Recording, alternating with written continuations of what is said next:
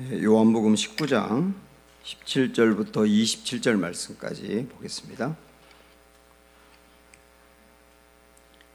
요한복음 19장 17절부터 27절 말씀이요.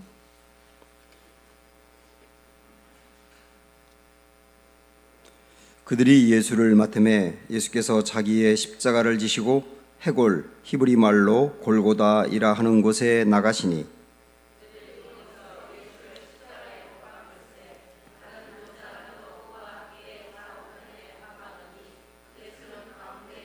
빌라도가 패를 써서 십자가 위에 붙이니 나사렛 예수 유대인의 왕이라 기록되었더라.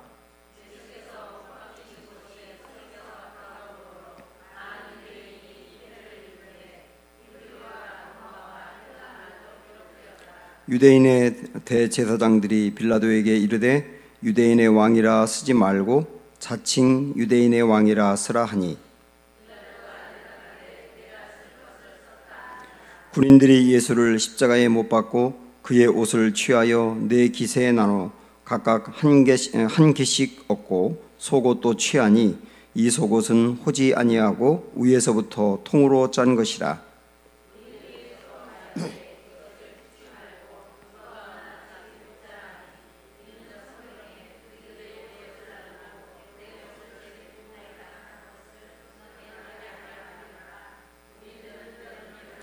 예수의 십자가 곁에는 그 어머니와 이모와 글로바의 아내 마리아와 막달라 마리아가 섰는지라.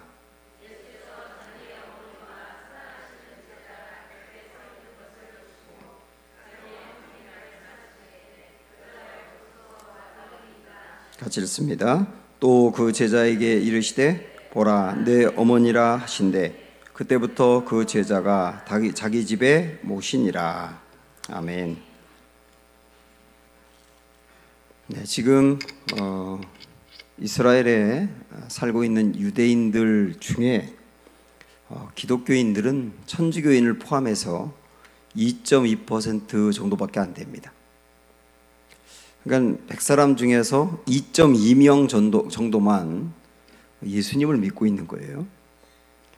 참 신기한 게 예수님이 이스라엘에서 태어나셨는데 그런데 이스라엘 사람이 그렇게 적게 믿는단 말이에요. 다른 종교는 그 종교의 창시자가 태어난 곳은 지금도 거의 대부분 100% 가까이 그 종교를 믿거든요. 근데 유독 기독교만 이스라엘에서 태어났는데 이스라엘 사람이 그렇게 안 믿는 거예요. 물론 기독교는 이스라엘에서 태어났지만 온 세계에 넓게 퍼져서 스펙트럼이 가장 넓다고 볼 수가 있지만 그래도 하여튼 그게 참 이상한 거예요. 그러면서 더불어 왜 유대인들은 예수님을 십자가에 못 박았는가 하는 문제입니다. 왜 그들은 십자가에 예수님을 못 박고 그리스도라고 인정을 안 하고 지금까지도 인정을 안 하면서 아직도 메시아가 오지 않았다고 생각을 하고 그 메시아가 와야 된다고 기다리고 있는가? 이 본질적인 문제가 왜 그럴까요? 일단 오늘 말씀을 이렇게 보면 유대인들이 예수님을 십자가에 못 박고 십자가에 못 박아 있는 유대인들이 예수님 십자가 못 박힌 위에 있는 이 패를 보면서 불만이 있는 거예요. 거기에 보면 여러 말로 유대인의 왕이라고 썼거든요. 그러니까 멀리서도 그게 보일 정도로 큰 글씨로 쓰다 보니까 유대인이 왕이라고 하지 말고 자칭 유대인의 왕이라고 해달라고 수정을 요합니다. 그 다음에 이제 예수님 옆에 두 강도가 못 박혔다는 이야기와 그리고 예수님의 겉옷과 속옷을 사람들이 나누었다는 이야기 그리고 예수님이 못 박히는 현장에 여러 여인들과 그리고 예수님의 어머니 마리아와 그리고 요한이 있었다라고 하는 이야기까지 이게 오늘의 본문 말씀의 전체 내용인데요. 그 중에 우리가 오늘 생각해 보려고 하는 것은 왜 유대인이 예수님을 십자가에 못 박았느냐라고 하는 거예요. 일단 19장 15절 16절 여러분 한번 보시죠.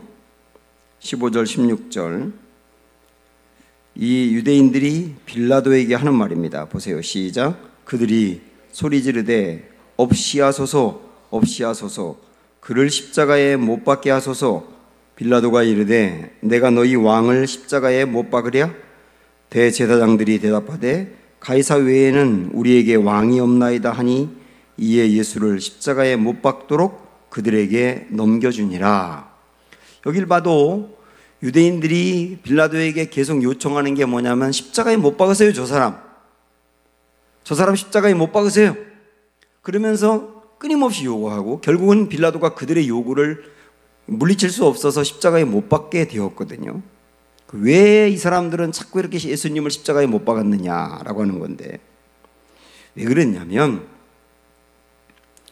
유대인들이 꿈꾸는 메시아, 그들이 기다린 메시아는, 잘 들으세요, 의인을 악인의 압제에서 건져내는 그리스도였어요. 누구를 누구에게서요? 의인을 악인의 압제에서 건져낼 분이 그리스도라고 여겼어요. 여기서 말하는 의인은 누구냐? 유대인들을 말합니다. 여기서 말하는 악인은 누구냐? 로마 사람을 말하는 거예요. 이때 당시에 이스라엘이 로마의 지배를 당하고 있다 보니까 우리는 의인인데 저 이방인의 악한 로마 사람들이 우리를 압제하고 있으니까 그 악한 로마 사람들로부터 의인인 우리를 건져낼 분이 그리스도여야 된다는 거예요. 그리고 예수님에게 요청한 것도 그거거든요. 그래서 우리 의인들을 위하여 당신이 왕이 되어서 저 악인들로부터 이 나라 좀 건져내 주세요라고 요구했던 거예요. 그런데 우리 예수님은 그리스도로 와가지고 하신 말씀이 뭐냐면 의인들을 악인의 압제에서 건져내기 위해서 왔다고 하신 것이 아니고 죄인들을 죄의 압제에서 건져내기 위해서 왔다고 하신 거예요. 이게 명백한 차이가 나지 않습니까? 죄인들을 죄의 굴레에서 건져내기 위해서 예수님이 오셨다 그랬고, 이 죄인들 안에는 우선 유대인들이 들어갔던 겁니다. 우리 예수님은 결국 모든 인생의 불행의 원인, 그것이 죄다. 불행의 원인도 죄고 죽음의 원인도 죄다. 이 죄의 문제를 해결하고 죄로부터 건져내는 게 그리스도가 해야 될 일이다. 그렇게 확신하신 거예요. 죄 자체에서 건져내고 죄 때문에 받게 될 형벌에서도 건져내고 거듭 계속 죄에 끌려다니면서 죄를 지을 수밖에 없는 상태인 죄의 세력으로부터도 건져내는 것, 이게 그리스도가 할 일이라고요. 다시 한번 세 가지. 죄 자체, 또 하나는 죄 때문에 받게 될 뭐라고 했어요? 형벌.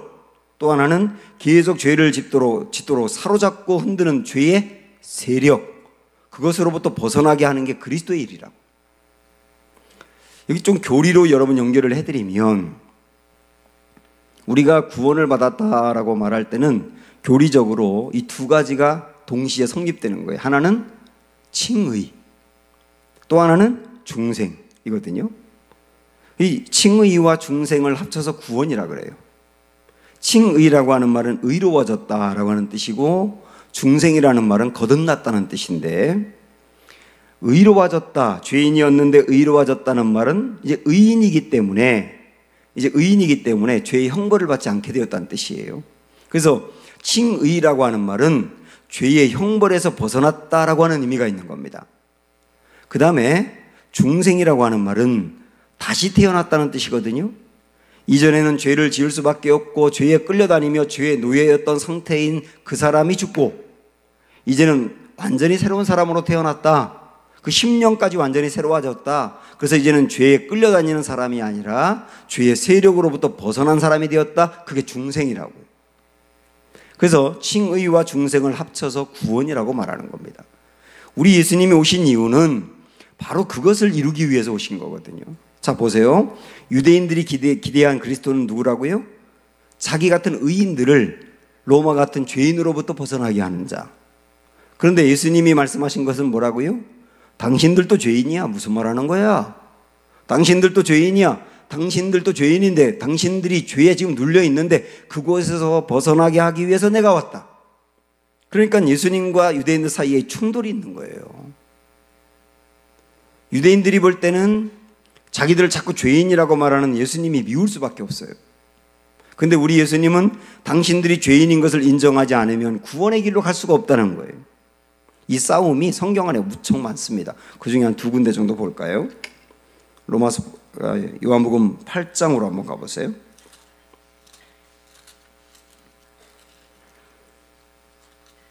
요한복음 8장 44절부터 47절.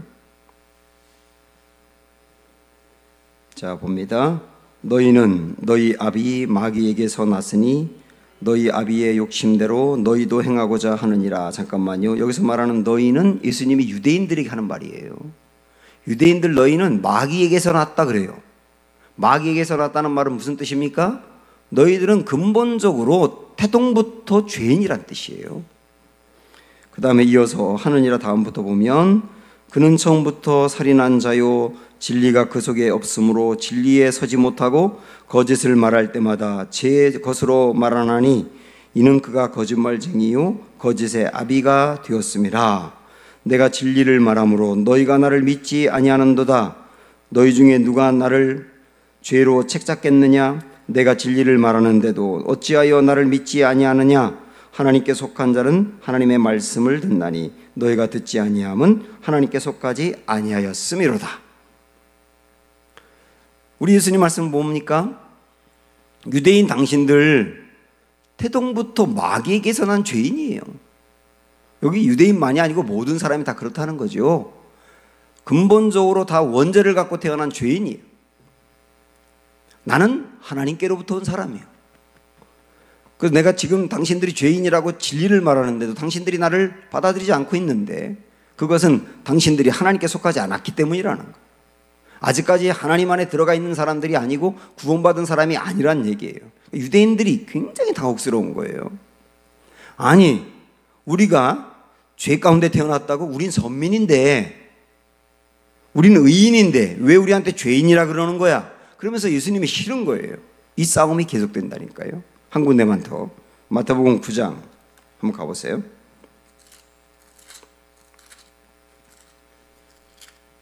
마태복음 9장 9절부터 나오는 말씀이 예수님이 그 세리였던 마태를 불러서 이제 제자를 삼는 내용인데요. 마태를 건져낸 다음에 마태가 너무 좋아가지고 자기 집에서 잔치를 벌이고 거기에 많은 세리와 죄인들이 함께했다 그랬습니다.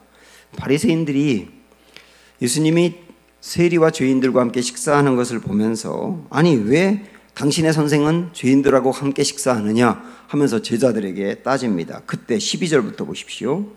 시작. 예수께서 들으시고 이르시되 건강한 자에게는 의사가 쓸데없고 병든 자에게라야 쓸데있느니라. 너희가 가서 내가 긍휼을 원하고 제사를 원하지 아니하노라 하신 뜻이 무엇인지 배우라. 나는 의인을 부르러 온 것이 아니오 죄인을 부르러 왔느니라. 주님이 명백히 말씀하십니다. 그러니까 이 유대인들은 자기들은 항상 의인이고 저 사람들은 죄인이야. 그래서 늘 정죄를 하거든요. 저 사람들 죄인, 죄인들과 함께 어울리면 안 돼. 우리는 의인이니까 우리가 대우를 받아야 돼. 근데 우리 예수님은 나 저 사람들 부르러 왔어. 내가 이 세상에 온 목적은 죄인을 건져내려 온 거야 라고 말씀하시니까 이 유대인들이 볼 때 그리스도라고 받아들이기가 어려운 거예요. 죄인들과 어울리니까. 그래서 이 사이에서 충돌이 계속되고 있는 겁니다. 유대인들이 예수님에 대해서 예수님이 하시는 말씀을 들으면서 기분 나빴던 것은 뭐냐면 아니 어떻게 간음하다가 현장에서 잡힌 여인과 우리같이 선민이고 일주일에 2번씩 금식하고 11조도 꼬박꼬박 드리고 예배를 빼먹지 않고 절기를 철저히 지키는 우리 같은 사람이 어떻게 저 간음하다 잡힌 현장에서 잡힌 여인과 똑같은 죄인이라고 말할 수가 있느냐? 우리같이 선민이고 우리같이 부름받은 사람들이 어떻게 저 할례도 받지 않은 이방인들과 똑같이 죄인이라고 말하느냐? 너무 싫었던 거예요. 그래가지고 예수님을 나중에는 바라바보다도 더 미워하게 된 거예요. 그래서 바라바를 차라리 내주고 저 예수를 십자가에 못 박아라 라고 말을 했던 거죠. 끊임없는 이런 문제, 결국 여러분 이걸 생각하셔야 됩니다. 왜 유대인들은 예수님과 십자가를 받아들일 수 없느냐? 내가 의인이라고 생각하고 내게 은혜가 필요하다고 생각을 못하기 때문에 그래요.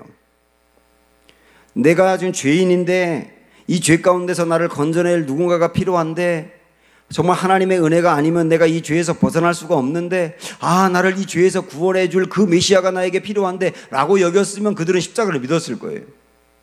그런데 우리는 의인인데 의인이라고 생각하는 십자가가 필요 없는 거죠. 이런 문제가 오늘 우리에게도 있을 수 있다는 거예요. 자, 이 문제가 아주 중요하기 때문에 이제 마태복음에 있는 말씀으로 좀 한 번 더 말씀을 드리면요. 우리가 잘 알고 있는 마태복음 1장의 족보로 한번 가보실까요?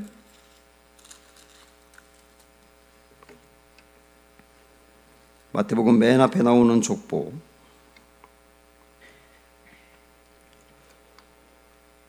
마태복음 1장은 예수님이 탄생한 이야기가 나옵니다. 우리가 크리스마스도 다가오니까 그 말씀을 너무 좋아하지 않습니까? 그런데 예수님의 탄생에 대한 말씀을 보기 전에 족보를 먼저 보셔야 돼요.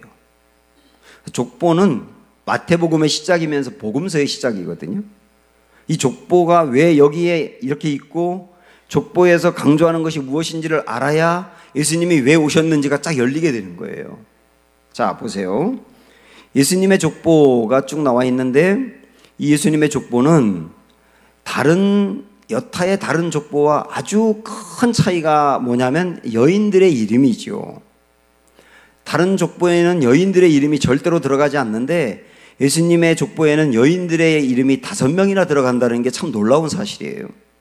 아시겠지만 첫 번째 3절에 보면 누가 나옵니까? 다말. 두 번째 누가 나오죠? 5절에 보면 라합이 나오고 또 세 번째도 5절에 룻이 나오죠.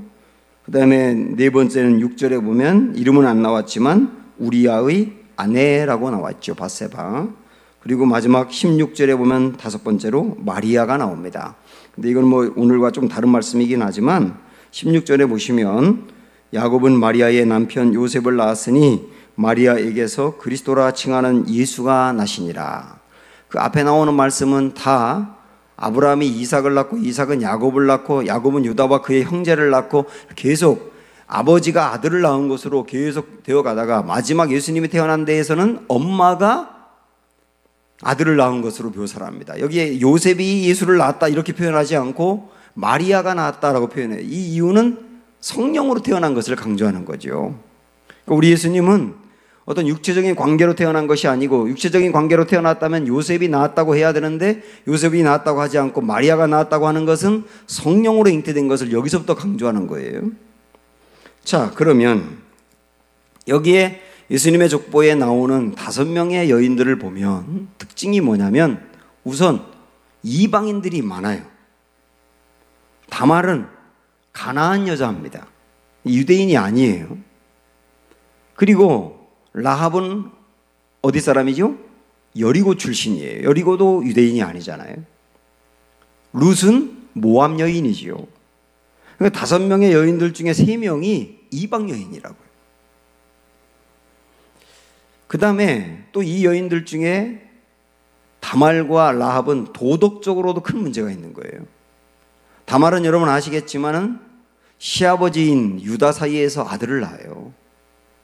근친상간도 이런 근친상간이 없는 거예요. 그 사이에서 아들을 낳았는데 그 뿌리 내려가 보면 예수님이 나온다니까. 이 대목은 아멘하기 힘들죠. 그렇지 않습니까? 아니 근친상간으로 만들어진 자녀 속에서 예수님이 나왔다. 이게 정말 당혹스러운 얘기란 말이죠. 그 다음에 라합은 기생 창녀 출신이라고. 아니 예수님의 조상 중에 창녀가 있었다고요? 깜짝 놀랄 이야기란 말이죠. 그리고 다윗은 밧세바 사이에서 솔로몬을 낳았고 그 솔로몬이 대를 잇게 된단 말이죠. 예수님의 집안 중에는 유부녀 사이에서 아이를 낳았는데 그 아이가 예수님의 조상이 되었더라. 이게 정말 숨기고 싶은 이야기인데 낱낱이 드러나고 있단 말이에요. 그 이야기를 안 해도 되는데 일부러 하고 있단 말이죠. 왜 그런지 아십니까? 우리 예수님이 이 땅에 왜 오셨느냐? 유대인뿐만 아니라 이방인도 건지기 위해서 오셨다. 응? 죄인을 건지기 위해서 오셨다. 도덕적으로 허물이 많은 사람도 건지기 위해서 오셨다. 입에 담기도 어려운 일을 행한 사람도 건져내기 위해서 오셨다. 우리 주님은 누구든 건져내기 위해서 오셨다. 그리고 그 일을 하신 것이 마태복음부터 쭉 나오는 복음서의 역사 아닙니까? 그것을 강조하는 거예요.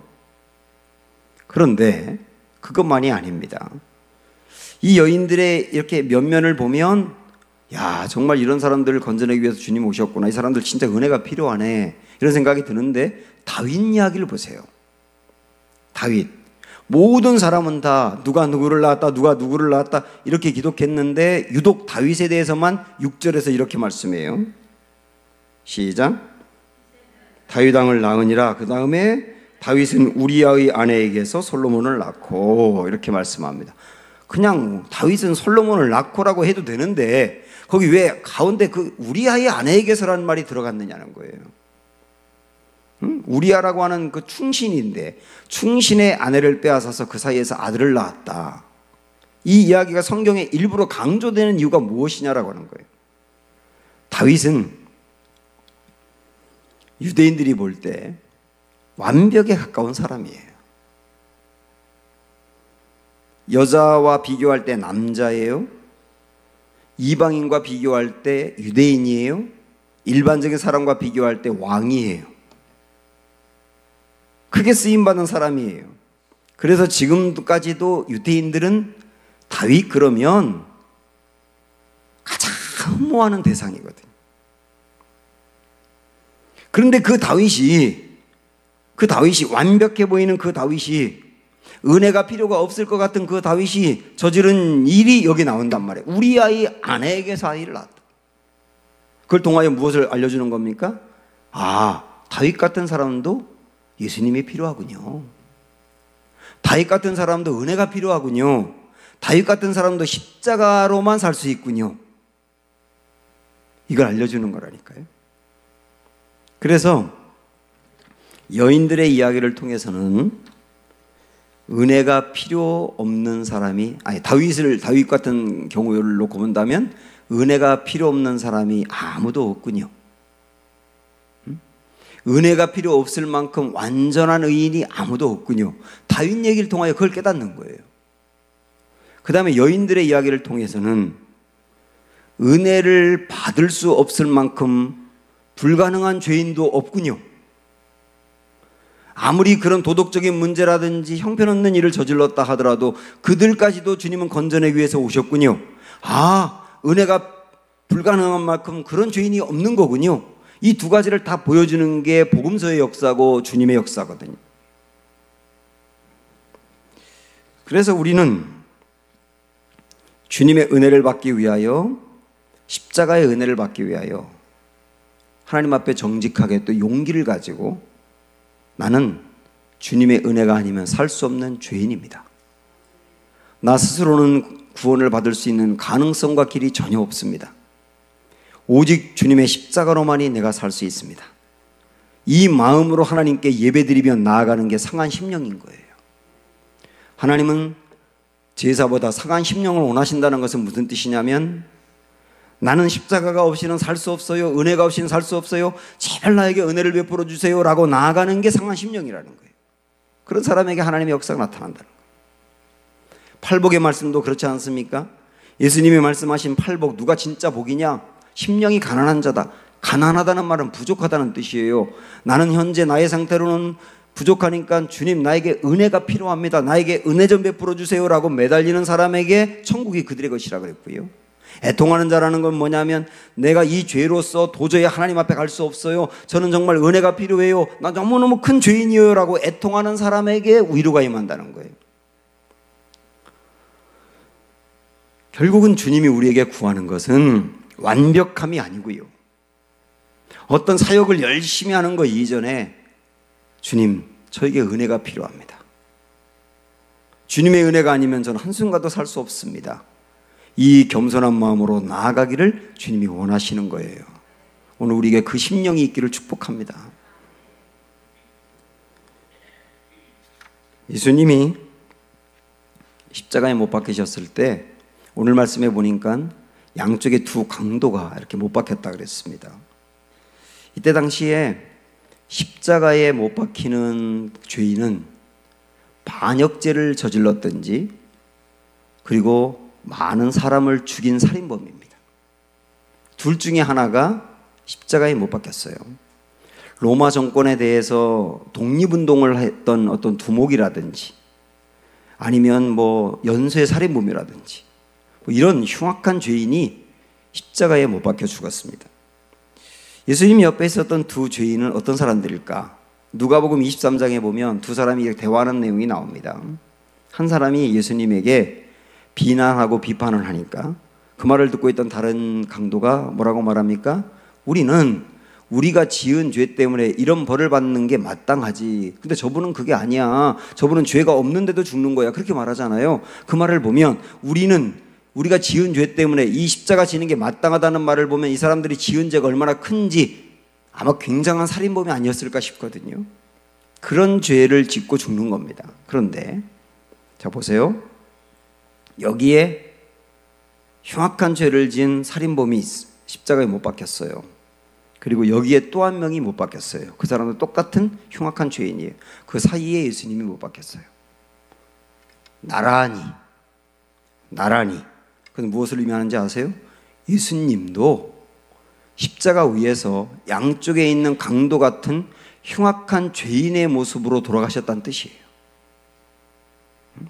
예수님에게는 죄가 없었지만, 예수님은 죄를 지은 적이 한 번도 없지만, 죄를 지은 모든 사람의 죄를 예수님께 담당하다 보니 살인죄를 지은 그 죄인, 그리고 간음죄를 범한 죄인, 도둑질한 사람, 거짓말한 사람, 남을 등쳐먹은 사람, 사기친 사람, 부모를 갈세한 사람, 율법을 어긴 모든 사람들의 죄를 다 예수님에게 뒤집어 씌우다 보니까 예수님이 십자가 위에서 돌아가실 때의 영적 상태는 양쪽에 있는 흉악한 죄인과 똑같은 죄인의 모습이었어요. 우리는 그것을 보면서 어떤 생각을 가져야 되느냐 하면, 죄가 없는 예수님이 십자가에서 돌아가실 때 양쪽에 있는 큰 강도와 똑같은 죄목으로 돌아가신 것을 보면 나의 죄가, 예수님에게 뒤집어 씌워진 나의 죄가 강도만큼 크다는 것을 이야기하는 거예요. 혹시 여러분들은 예수님이 나 한 사람이 아니라 인류의 모든 죄를 안고 돌아가셨기 때문에 죄가 커서 십자가에 돌아가셨다고 생각하세요? 이 온 세상에 저 빼놓고는 아무도 없다고 할 때도 저의 혼자의 죄를 지고 돌아가시더라도 십자가에 돌아가셨을 거예요. 그 말은 이 세상에 단 한 사람도 없고 오직 저 혼자만 있어도 주님이 저를 위해서 구원의 역사를 이루셨을 거다 라고 하는 말하고 똑같은 거 아닙니까? 그렇게 본다면 우리는 예수님이 강도 옆에서 돌아가셨다는 것을 일부러 성경이 강조하는 이유가 뭐냐? 나의 죄가 십자가에서 못 박혀 죽을 만큼 강도의 죄만큼 크다는 것을 알라는 거예요. 그들을 정죄할 이유가 하나도 없다는 거예요. 나의 죄가 하나님 앞에서는 그 정도의 죄, 그래서 주님이 십자가에 못 박혀 죽지 않으면 도저히 살아날 가능성이 없을 정도로 큰 죄라고 하는 거. 이걸 내가 알아야 어떻게 되는지 아세요? 나의 죄가 그렇게 컸구나, 십자가에 못 박아 죽을 만큼 컸구나, 그런데 주님이 대신 돌아가셔서 내가 살았구나, 그걸 알아야 진짜 감격이 있는 거라니까요. 응? 이 감격이 있어야 그 다음에 내가 감사하는 마음으로 신앙생활 하고요, 그 다음에 나에게 이 은혜 베풀어 주시고 나를 살려주신 주님의 앞에서 내가 무엇을 할까 하고 헌신하는 거고 순종하는 거지, 주님이 나를 위해 돌아가신 죄가 크다 그냥 말로는 하는데 그 죄가 어느 정도 큰 것인지에 대해서 인지하지 못하면 우리는 뭔가 조금 하면서도 조건을 내걸게 되고 하나님 나에게 준 게 뭐 있느냐고 그러고 신앙생활이 이상해진다니까요. 다시 한번 말씀드립니다. 나의 죄가 어느 정도 크다고요? 양옆에 십자가에 못 박혀 죽은 강도의 죄만큼 크다는 거. 그럼 이거 인정하세요? 이걸 인정할 때 내 안에 감격이 일어난다.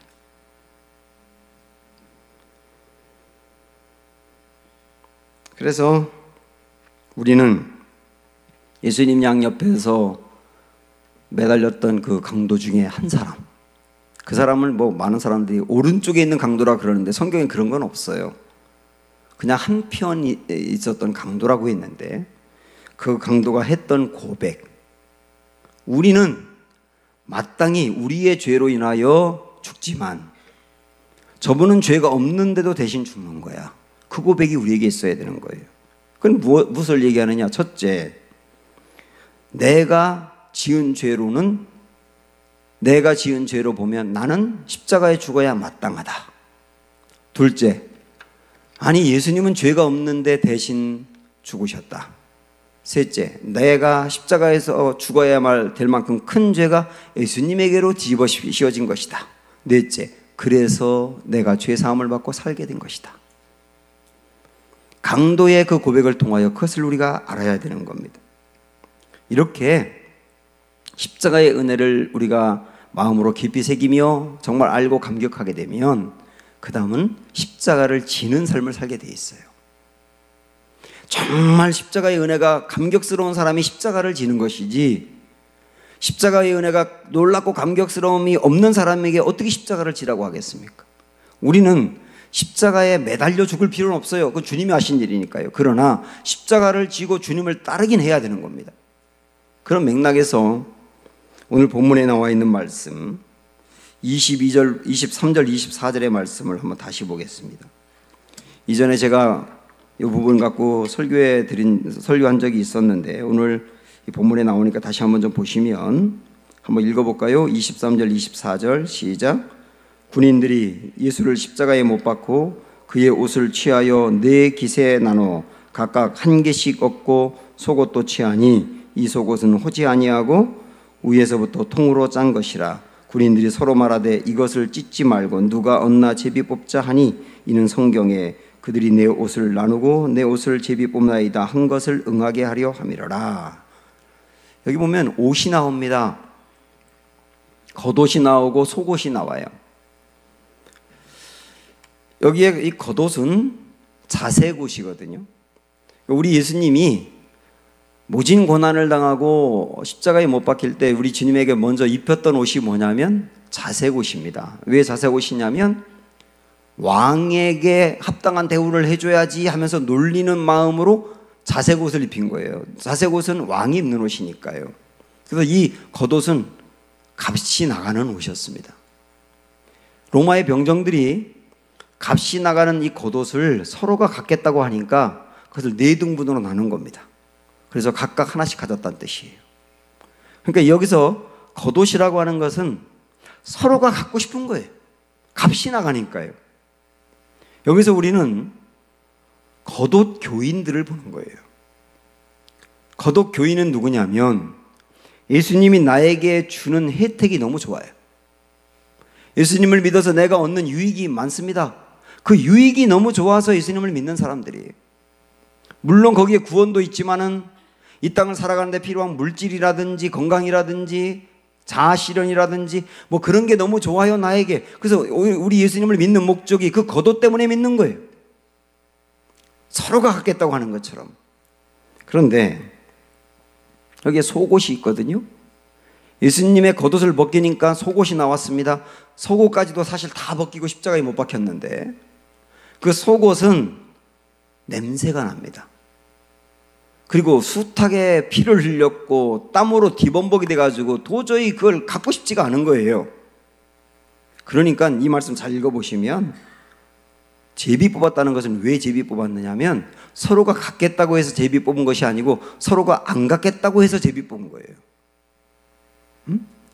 네가 가져. 내가 냄새나는 거 왜 가져? 네가 가져. 아 싫어. 네가 가져. 그러니까 야 우리 한번 제비 뽑아서 누가 어떤 놈한테 하나 뽑을까? 하고서 뽑힌 사람에게 속옷을 주었다는 거예요. 이 말은 뭐냐면 속옷은 서로가 갖기 싫어하는 것이. 여기서 우리는 속옷 교인을 봅니다.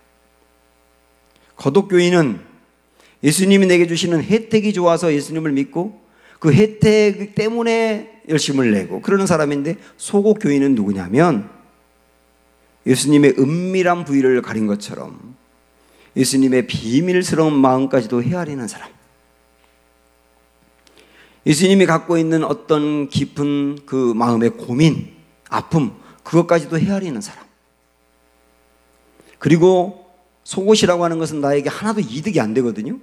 예수님을 믿는 것이 당장 나에게 이득이 안 되고, 때로 어떤 때는 손해가 되는 것 같고, 나에게 어려움이 있는 것 같고 부담이 있는 것 같을 때도 묵묵히 예수님을 믿고 따르는 사람, 그 사람이 누구라고요? 소곡교인이라고요. 오늘 이것을 우리에게 생각해 보게 하는 말씀이에요. 십자가를 진다고 하는 게 뭐냐? 주님의 십자가의 은혜로 구원받고 살아난 우리가 십자가를 진다는 게 뭐냐?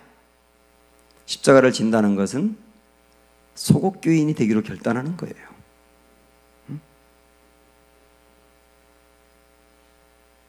주님을 믿는 것이 나에게 부담스러울 때도 주님이 나에게 주는 혜택이 좋을 때만큼 열심을 낸다.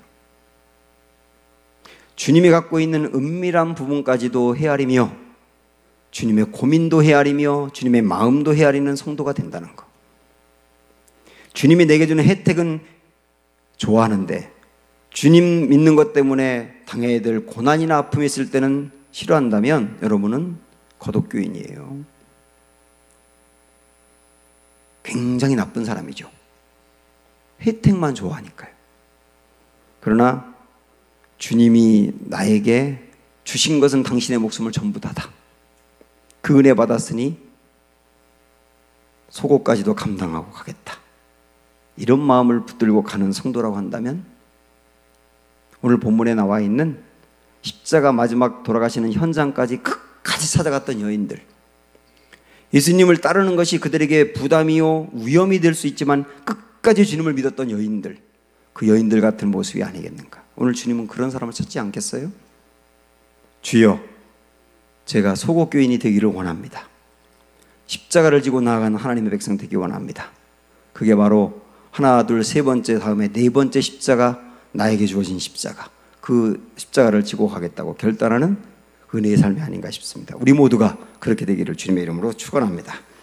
기도하겠습니다. 오늘 우리에게 주신 말씀 우리 마음에 새기며